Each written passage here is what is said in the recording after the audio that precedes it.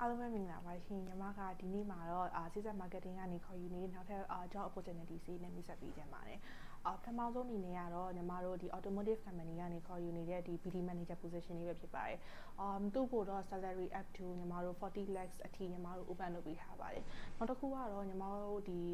freight forwarding industry ကနေပဲခေါ်ယူနေတဲ့ sales manager position လေးပဲဖြစ်ပါတယ်သူ့ကိုတော့ညီမတို့ two post ခေါ်နေတာဖြစ်ပြီးတော့ salary အဖြစ်ဆိုပြီး25သိန်းထိညီမတို့ open လုပ်ပေးထားပါတယ်နော်